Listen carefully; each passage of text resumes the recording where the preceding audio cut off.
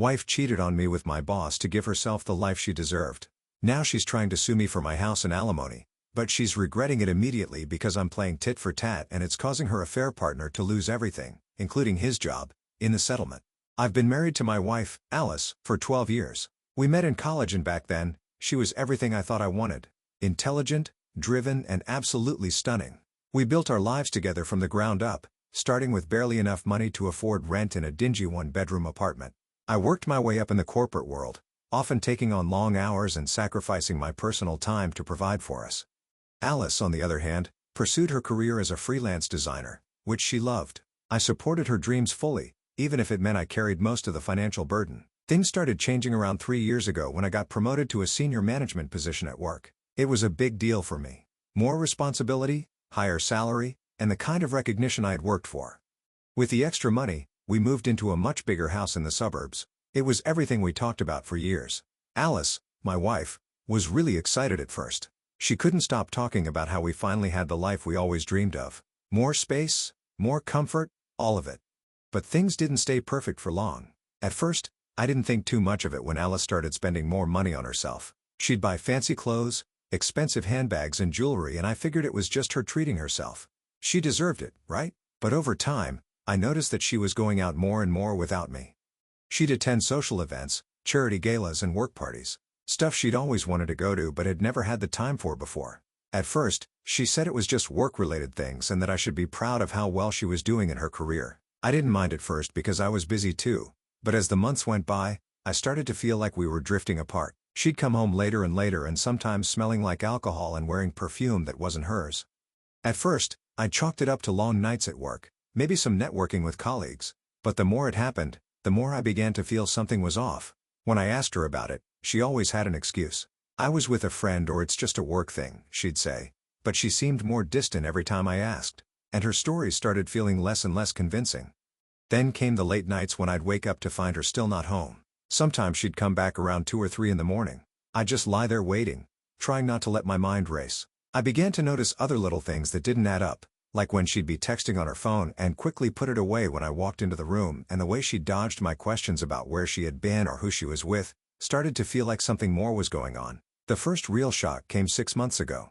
One night, I was working late, sitting at my desk when my phone buzzed. It was a text from an unknown number. It had a photo attached. Alice was sitting with Robert, my boss, at a hotel bar. The way they were sitting so close to each other, the way they looked at each other, it was obvious something was going on between them.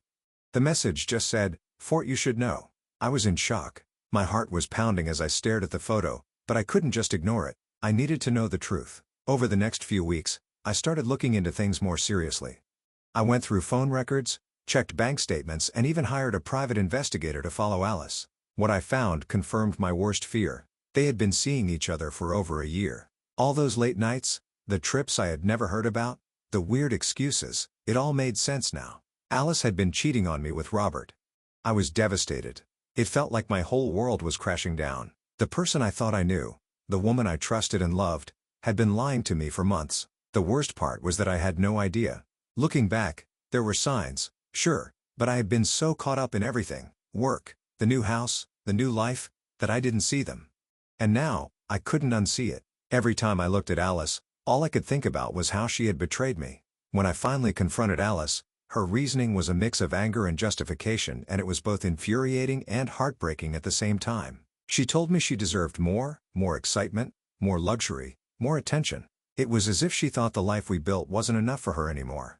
She admitted that she saw Robert as a way to elevate her lifestyle even further to get the things I couldn't give her. She justified her affair by claiming she needed more than just what I could offer, even after everything I had worked for to provide us with a comfortable life. I couldn't believe what I was hearing.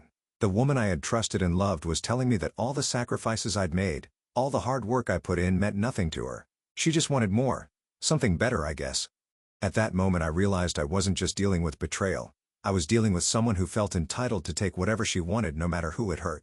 It was the last straw and I immediately filed for divorce. But things didn't end there. Alice, fueled by this strange sense of entitlement, decided to make things as difficult as possible. Not only did she want to end the marriage, but she also demanded alimony and half of the house. She claimed that she had sacrificed her career to support mine and was entitled to a portion of everything I had. But this was a complete lie. Alice had always worked on her terms and I supported her financially for most of our marriage. I was the one who'd been pulling the weight while she lived her life spending money on things she didn't need. And as I later discovered, funding her affair with Robert, I wasn't going to let her get away with it. I had the evidence of her affair and I was more than ready to use it. I was determined not to let her manipulate the situation and walk away with everything she wanted. I knew that in our state, adultery could seriously impact divorce settlements, especially when there was concrete proof. I worked with my lawyer who put together a solid case against her, showing not just her infidelity, but also how she had used our marital funds to pay for her secret rendezvous with Robert. The thought of her spending money we had earned together to fund a relationship that destroyed everything we built made my blood boil. As if that wasn't enough, the fact that Robert was my boss gave the whole situation a bitter twist. I reported the affair to HR and the company launched an internal investigation. I didn't care about the consequences for him anymore. After everything that had happened, I felt a strange sense of justice in taking him down too. The investigation didn't take long. Robert's position at the company meant that he had to answer for his actions. Ultimately, the pressure from the company was too much for him to handle, and within weeks, he resigned. His career at the firm came to an abrupt and humiliating end. For me, it felt like a small victory knowing that he would have to face the consequences of his actions. It didn't erase the hurt, but it gave me some sense of closure that at least I wasn't the only one losing everything. Alice's plans started to fall apart pretty quickly after the court ruling. The judge granted me full ownership of the house, which was a huge relief. I had put so much effort into creating a home and I wasn't about to let her take it. The court also denied her request for alimony, citing her marital misconduct. It was a blow to her ego and she left the proceedings with nothing more than her personal belongings. All the things she thought she could claim, half the house, alimony, were gone. She walked out with nothing. But the fallout didn't end with our divorce. Robert's life started to unravel too. I had been in touch with his wife who was devastated after learning about the affair. She filed for divorce, and this time, she had a much stronger case than Alice had. Robert's wife had been a stay-at-home mom for years, and she had given up her career to raise their kids. The court granted her a significant amount of spousal support and with his job gone, Robert was left facing serious financial consequences. The affair had cost him more than just his career. It cost him his entire family and the financial security he had built. In a way, it was hard to feel sorry for him. The first few days after the divorce settlement were completely surreal. There was a strange sense of finality to it all. But it still felt like I was waking up from a nightmare. Alice, unable to accept the reality of the situation, tried to play the victim in front of our mutual friends. She painted herself as the heartbroken wife who had been betrayed, trying to get sympathy from anyone who would listen. But the truth didn't take long to come out. People who had once been on her side started distancing themselves from her when they realized the full extent of her betrayal. The more she tried to play the victim, the more people saw her for what she truly was. Soon enough, Alice moved into a small apartment in the city. It wasn't glamorous like the house we had shared and I could tell she wasn't as comfortable as she thought she would be. Meanwhile, I focused on putting my life back together. The betrayal still stung, but there was a small sense of justice in the air now that the legal proceedings were over. At least the court had seen through her lies and given me the outcome I deserved. I thought that, with the settlement behind us, I'd finally get some peace and closure. But Alice wasn't done yet. A few weeks after the ruling, I started receiving long emotional emails from her. At first, they were apologetic. She claimed she had made a huge mistake, that she missed me terribly, and that she wanted to try again. Then, just a day or two later, I'd get another email accusing me of ruining her life, of turning everyone against her and calling me cruel for not even giving her a chance to explain. The mixed messages were exhausting, but I ignored them. It was clear she wasn't ready to let go and wanted to keep stirring the pot. At the same time, I started to notice a shift in some of my social circles. Friends who had initially supported me began to waver. They would ask me questions like, "Have you thought about what Alice went through?" Or, "Are you sure there wasn't more to the story?" At first, I was confused. I hadn't expected anyone to question the truth, but I soon realized that Alice had been spreading lies and she was telling people that I had cheated on her first or that I had emotionally neglected her for years. While most people saw through the lies, a few of our mutual friends started to believe her version of events. It was frustrating to say the least. I had never once cheated on Alice and I had always tried to be a supportive husband. But no matter how much I tried to explain the truth, some people chose to believe the narrative she had created. It felt like a slap in the face, especially after everything I had been through. It made me question a lot of the friendships I thought was solid and it was hard to not feel betrayed by those who sided with her. Things have gotten a lot more complicated recently and it's honestly been more than I ever expected. After everything that's happened, Alice started reaching out to my parents. She's been feeding them a version of the story that's so twisted, it's hard to even believe. According to her, I'm the one who's abandoning her now that I'm doing better financially. Of course, she conveniently leaves out the part about her affair, like that doesn't matter at all. She's telling them I'm cold-hearted and cruel and that I am just leaving her high and dry without a second thought. And to make matters worse, my parents who, let's be honest, have never been all that supportive of me, have completely fallen for it. They've been calling me, texting me, and even getting other family members involved or trying to convince me to do the right thing and reconsider my decision. They keep telling me that marriage is about forgiveness and that I should try to make things work. They're telling me I'm being unfair, like I'm the one who's in the wrong here. It's beyond frustrating. The whole thing feels like a bad dream I can't wake up from. Then to add even more pressure, my aunt pulled me aside at a family gathering last week and cornered me in the kitchen. She started saying how she'd heard I abandoned Alice after everything she did for me. She went on and on about how marriage is about working through the tough times and forgiving each other. She kept saying how I needed to take responsibility for my part in the failure of our relationship. To be honest, I had to bite my tongue.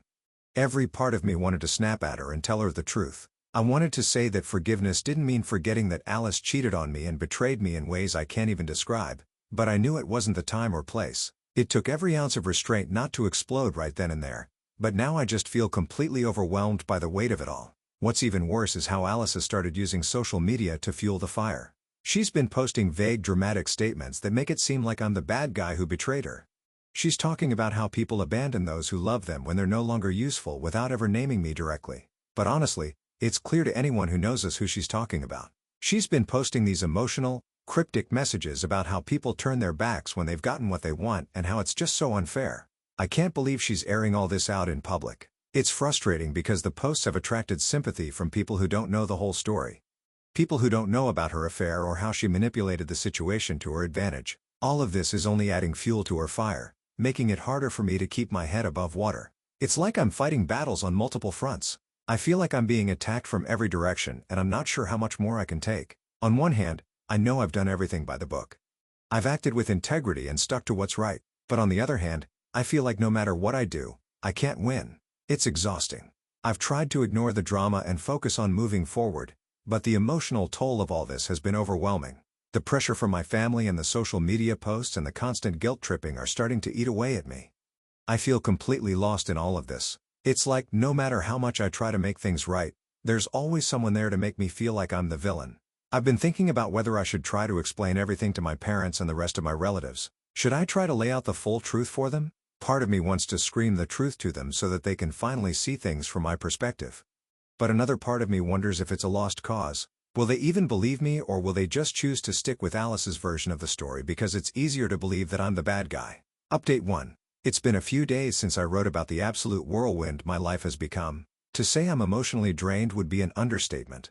Between Alice's manipulations, my family's misplaced sympathy for her, and the fallout in my social circles, I've barely had time to catch my breath. But I'm not one to roll over and let someone else dictate my life's narrative, especially not someone who betrayed me so profoundly. After that family gathering where my aunt cornered me, I decided I needed to set the record straight. I've been reluctant to air all the dirty laundry because honestly, it feels petty and I don't want to stoop to Alice's level, but the reality is that staying silent has only allowed her lies to spread unchecked. So I started with my parents. I invited them over for dinner, hoping to have a calm and reasonable conversation.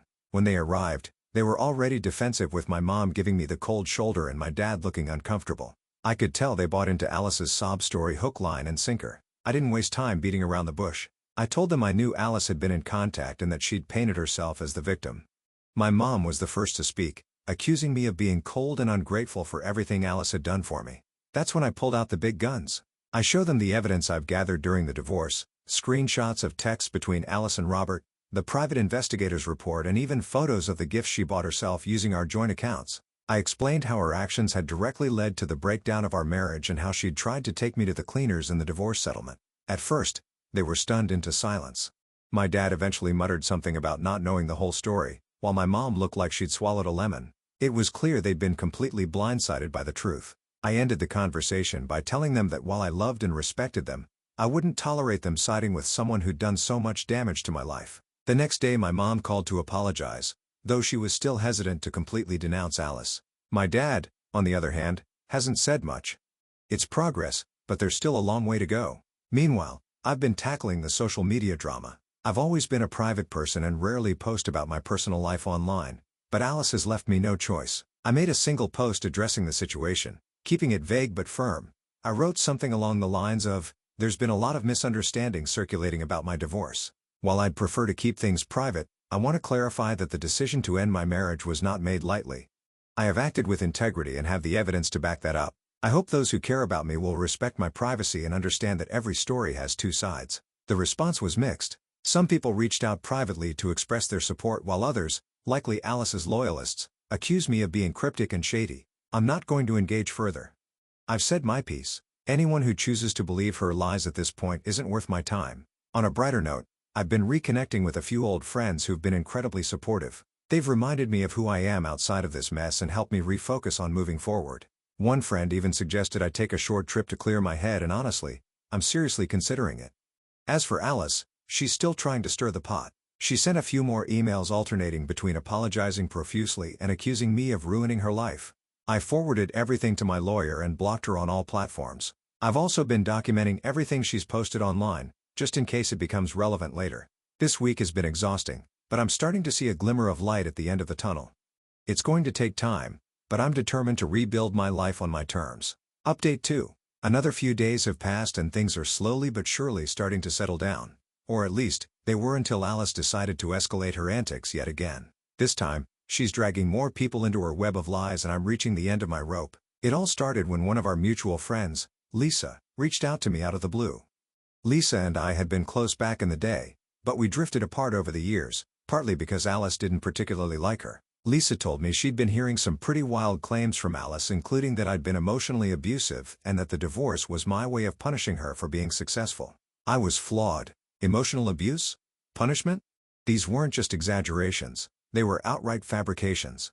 Lisa said she didn't believe a word of it, which was a relief, but it was clear that Alice was doubling down on her victim narrative. This prompted me to take a deeper dive into what she'd been saying publicly. With the help of another mutual friend, I discovered that Alice had been posting in various online forums portraying herself as the wrong party in the divorce.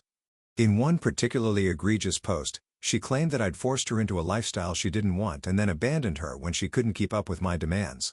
I'm not sure what's worse, the outright lies or the fact that some people are actually sympathizing with her. It's frustrating beyond belief, but I'm trying to remind myself that the truth always comes out eventually. On a more positive note, I've made significant progress with my family. After our dinner conversation, my mom's attitude towards the situation has shifted dramatically. She's been more supportive and even reached out to a few of my relatives to clarify the truth. My dad is still a bit standoffish, but I've decided to give him time to process everything. One major breakthrough came during a phone call with my cousin Sarah, who's always been like a sister to me. Sarah told me she initially believed some of Alice's claims but started having doubts when she noticed inconsistencies in her story. After I explained everything, Sarah promised to spread the word among our relatives and set the record straight. It's a small victory, but it feels good to have someone in my corner. Professionally, things are looking up as well. Since Robert's departure, there's been a noticeable shift in the office environment. While I have kept my personal life separate from work as much as possible, a few colleagues who knew about the situation have expressed their support. My boss has even hinted at new opportunities within the company, which is a welcome distraction from the chaos.